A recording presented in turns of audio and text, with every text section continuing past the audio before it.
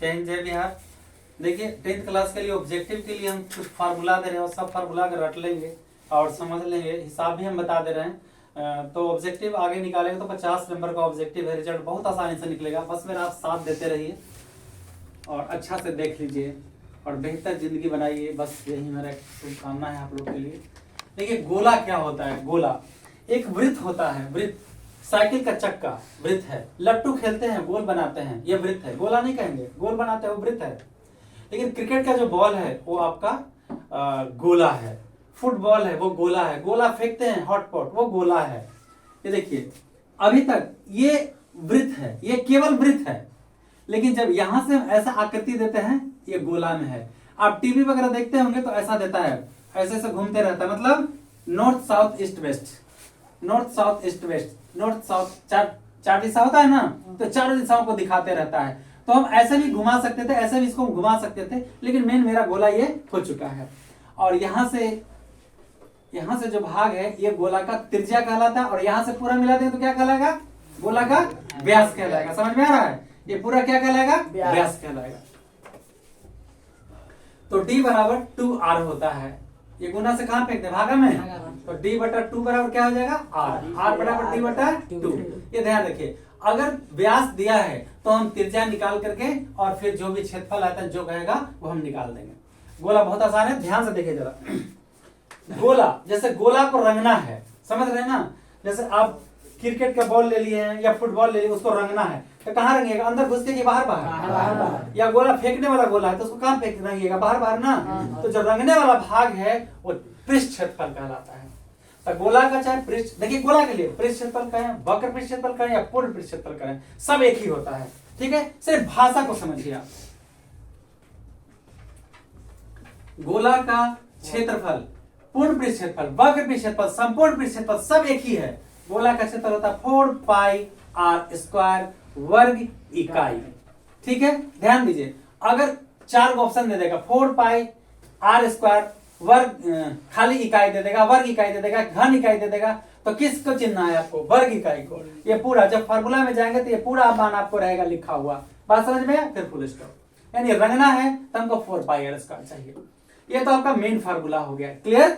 अब अगर यहां से भी हम फार्मूला दे दें चुनने के लिए, अब व्यास के हिसाब से अगर दे देंगे तो देखिए यही बात, 4 पाई r का मान कितना होता है? d बाई 2 का स्क्वायर हो जाएगा। 4 पाई d स्क्वायर, दो क्या हो जाएगा? 4 कट जाएगा, क्या बचेगा? पाई d स्क्वायर।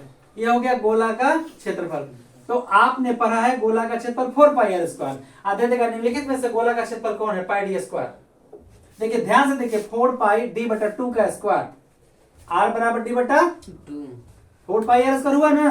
r बराबर, देखिए ध्यान से देखिए, तो कट गया, क्या बचा? पाई d स्क्वायर। अगर ऑप्शन चुनने के लिए देगा गोला का क्षेत्रफल बराबर, तो आप ढूंढते रह जाएगा 4 पाई r स्क्वायर और दे देगा पाई d स्क्वायर। एक एक फार्मूला को ध्यान से देखिए। इसके बाद वर्ग इकाई। क्लियर हो गया? अब देखिए, इस जैसे फुटबॉल है, फुटबॉल में हवा भरना है तो उसका आयतन होगा। ये रूम में क्या है? तो हवा है, आयतन होगा। बात समझ में है? अब गोला है, गोला को पिघला के छोटा छोटा गोली बनाना है तो पिघलाने का मतलब आयतन होता है। आयतन कैसा? लिक्विड होता है, घन लिक्विड हो जाता है, एकदम पानी की तरह। लोहा गलाएंगे ना तो पानी की तरह बहने लगेगा। ठीक है, तो क्या निकालेंगे? उसका आयतन। बात समझ में आ गया? गोला का आयतन बराबर 4/3 पाई r क्यूब घन इकाई। क्या होगा? घन। आयतन क्यूब में होता है, पता है ना? और आगे बढ़ा के देखते हैं इसको। ये तो मेरा मेन फार्मूला, ज्यादा डेंजर नहीं देता है, सिंपल देता है क्वेश्चन, ये ध्यान रखिएगा। अगर मान ले व्यास के हिसाब से पूछ दे बाय डिफेक्ट तो तब 4 पाई, r का मान कितना? d बटा 2 का क्या कर दे? क्यूब। 4/3 पाई d क्यूब, 4 दूनी कट जाएगा, 4 दूनी 8, यानी क्या होगा? पाई d क्यूब बटा 3 दूनी 6, या तो ये भी होगा 1/6 पाई d क्यूब घन इकाई। समझ में आ गया? तो कोई भी फार्मूला आपको दिया जा सकता है। क्लियर है ना?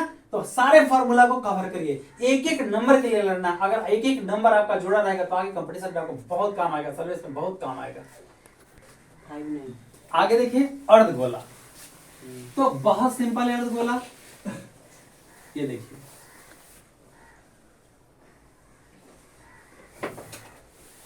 अर्धगोला जब देखिए फिगर भी आप सुंदर बनाना है आपको एग्जाम में, गोला मतलब वृत्त बना लेंगे और इसको घुमा देंगे, ये से एकदम आधे हाथ पर से, और ये अर्धगोला हो गया।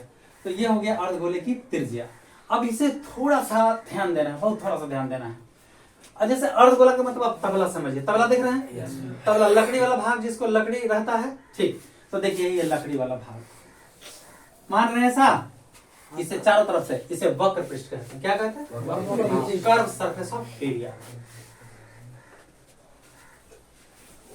अर्धगोला का वक्र पृष्ठ क्षेत्रफल, पूरा गोला 4 पाई आर स्क्वायर, आधा गोला 2 पाई आर स्क्वायर वर्ग इकाई। कोई दिक्कत? ये पूरा फार्मूला लिखना है आपको, व्यास में होगा तब ना निकाल लीजिएगा। अब जरा एक बात बताइए, ऐसे तबला रखिएगा तब बढ़िया से हिल डोल, ठेलेंगे तो हिल डोल नहीं करेगा, कि ऐसे रखेंगे तब हिल डोल नहीं करेगा? ऐसे ऐसे। तो देखिए गोल ना है जी, तबला जो बजाते हैं ये वाला तो गोल ना है, वृत्ताकार है कि नहीं है? तो ये अर्धगोला के आधार हो गया। अर्धगोला का क्या हो गया? आधार। हाँ, तो अर्धगोला का ये आधार कैसा है? वृत्ताकार ना। अर्धगोला के आधार का क्षेत्रफल पाई आर स्क्वायर वर्ग इकाई, ठीक है। अब अर्धगोला के संपूर्ण पृष्ठ क्या होगा?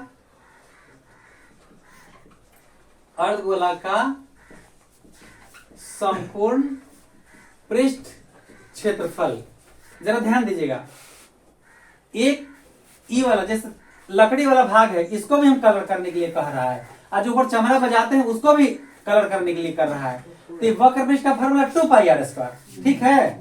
और आधार के क्षेत्रफल क्या? पाई आर स्क्वायर, तब पूरा मिलाकर 2 pi R square, 2 pi R square plus pi R square कितना हो गया? 3 पाई आर स्क्वायर वर्ग इकाई।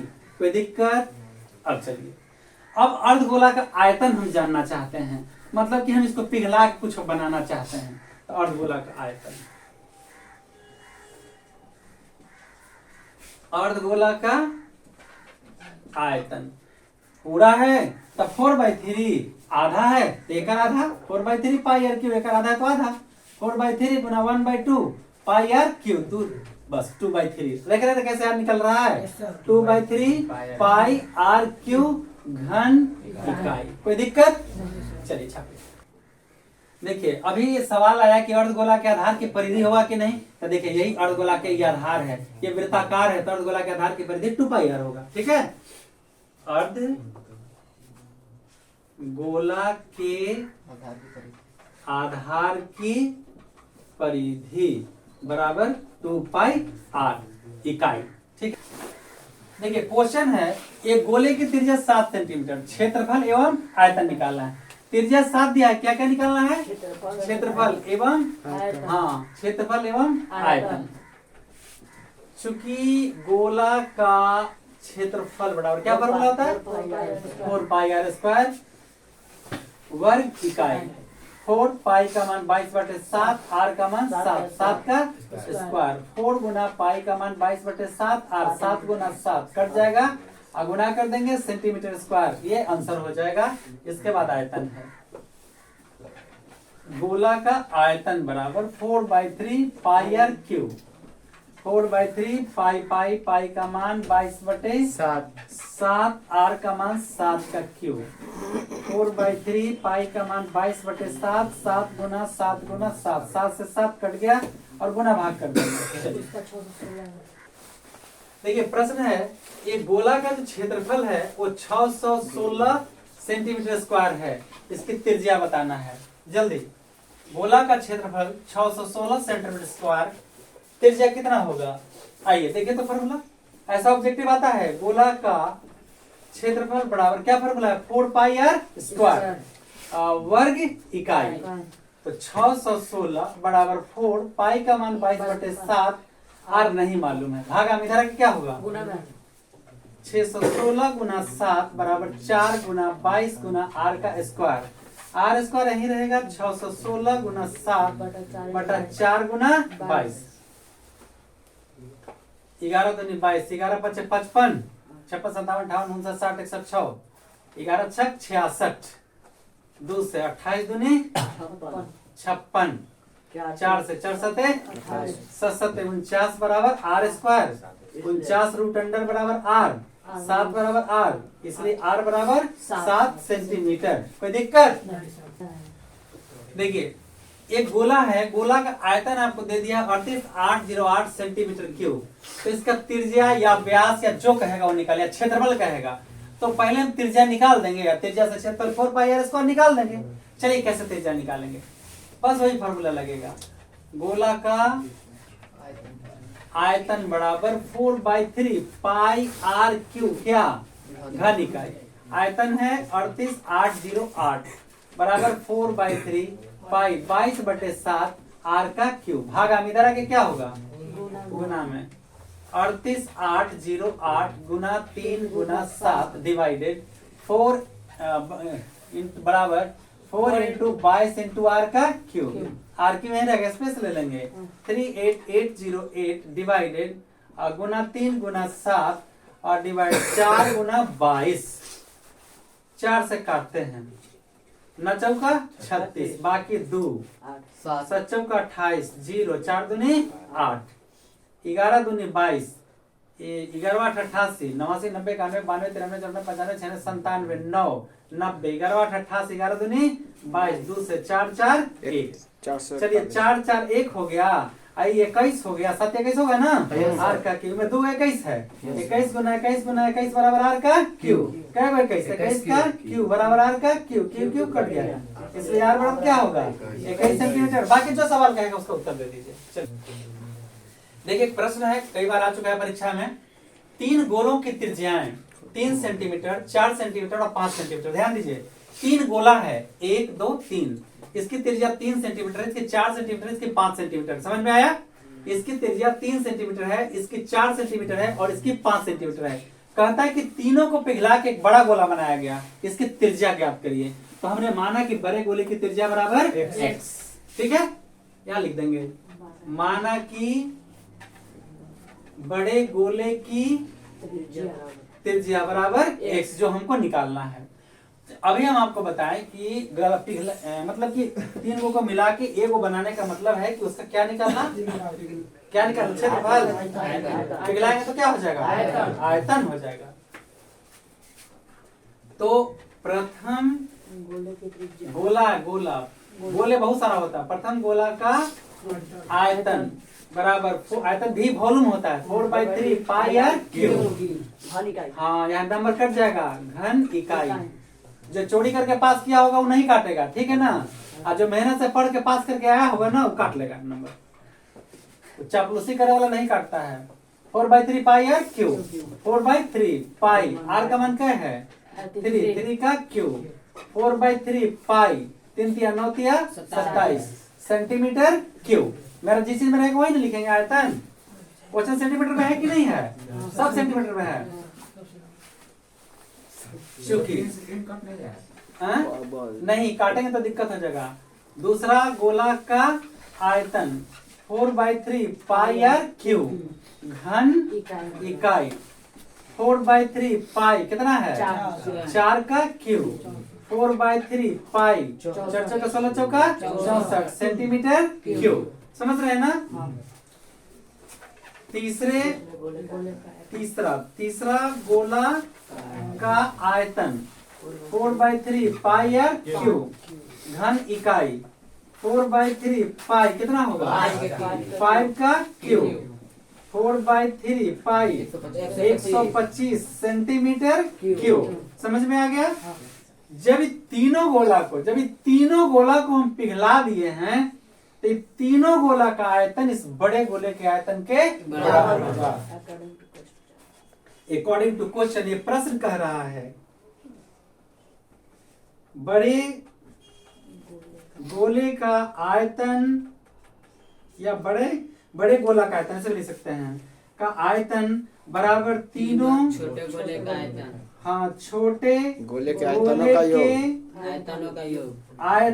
का योग। क्लियर है ना। इसका 4/3 पाई और बड़ा आर लिख देते हैं क्यूब। दिक्कत नहीं ना, बड़ा गोला तो बड़ा आर कर दिए।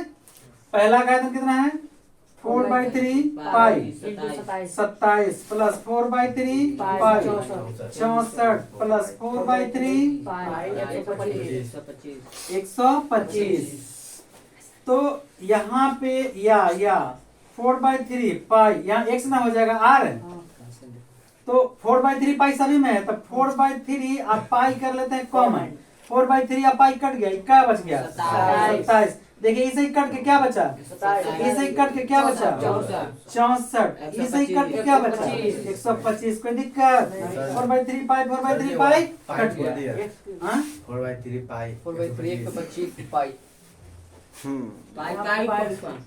यहाँ पाई छूट गया, बिल्कुल आपने सही कहा, पाई 125। अब समाचार ठीक है ना। चलिए n बच गया है x का क्यूब, और इधर बच गया कितना, जोड़िएगा तो हो जाएगा 216 हो जाएगा। x का क्यूब बराबर 6 का क्यूब से क्यूब कट गया, इसलिए x बराबर 6 सेंटीमीटर। अगर व्यास पूछेगा तो निकाल देंगे 2 गुना r, ठीक है। चलिए एक अर्धगोले की त्रिज्या 21 सेंटीमीटर है, वक्र पृष्ठ क्षेत्रफल, आयतन, परिधि, और चौथा नंबर है पूर्ण पृष्ठ क्षेत्रफल ज्ञात करें, ठीक है। ये देखिए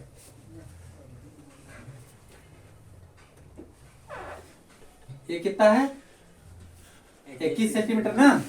पहला फॉर्मूला है आपका गोला अर्धगोला का वक्र पृष्ठ क्षेत्रफल, अर्धगोला का वक्र पृष्ठ क्षेत्रफल, वक्र पृष्ठ क्षेत्रफल क्या फॉर्मूला 2 पाई r 2 पाई r वर्ग 2 इकाई पाई का मान वर्ग इकाई एकदम आवश्यक है, जैसे खाना के बाद हाथ धोना आवश्यक है और पहले इतना ही आवश्यक है। 2 पाई का मान 22/7, r का मान 21 का स्क्वायर, 2 गुना 22/7 गुना 21 गुना 21, 7 या 21 गुना भाग कर देंगे और सेंटीमीटर स्क्वायर, ये आपको आ गया क्षेत्रफल। फार्मूला क्वेश्चन क्या है वहां पे,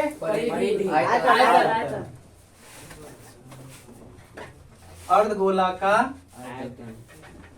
आयतन बराबर 2/3 पाई r क्यूब, क्या घन इकाई 2/3 पाई 22/7 r 21 का क्यूब बराबर 2/3 22/7 21 गुना 21 गुना 21, 7 या 21, 3 से 3 गुना कर देंगे सेंटीमीटर क्यूब, ठीक है। इस तीसरा सवाल है क्या, हाँ अर्धगोला, अर्धगोला के आधार की परिधि, अर्धगोला की परिधि थोड़ा होता है, आधार की परिधि होता है 2 पाई r, 2 पाई का मान 22/7, r का मान 21, 7 या 21 गुना कर देंगे सेंटीमीटर खाली होगा, ठीक है। इसके बाद चौथा क्या है, संपूर्ण पृष्ठ, अर्धगोला के संपूर्ण पृष्ठ क्षेत्रफल 3 पाई r स्क्वायर वर्ग इकाई, 3 पाई का मान 22/7, ठीक है ना, r का मान 21 का स्क्वायर बराबर 3 गुना 22/7 गुना 21 गुना 21, 7 या 21 गुना कर देंगे सेंटीमीटर क्या हो जाएगा स्क्वायर। क्लियर हो गया, तो हो गया है। इसी तरह का कुछ सवाल आएगा और आपको देख लेना है, हल कर लेना है, पूरा याद कर लीजिए, फिर अगला हम दे देते हैं। और भी देखिए इसका गुना लिख दिए आपको, इसका गुना लिख दिए, इसका गुना लिख दिए हैं और इसका गुना लिख दिए हैं। इसी तरह हो सकता है कि आपको परिधि दे दे, परिधि से त्रिज्या पूछे, आयतन दे दे, आयतन से क्षेत्रफल से त्रिज्या पूछे, आयतन से त्रिज्या पूछे, तो हम इसके पहले बता चुके, इसी तरह से निकल जाएगा। ये बहुत महत्वपूर्ण है परीक्षा के दृष्टि से, एकदम इसे कंप्लीट कर ले, क्योंकि एक एक नंबर आपके लिए मायने रखता है।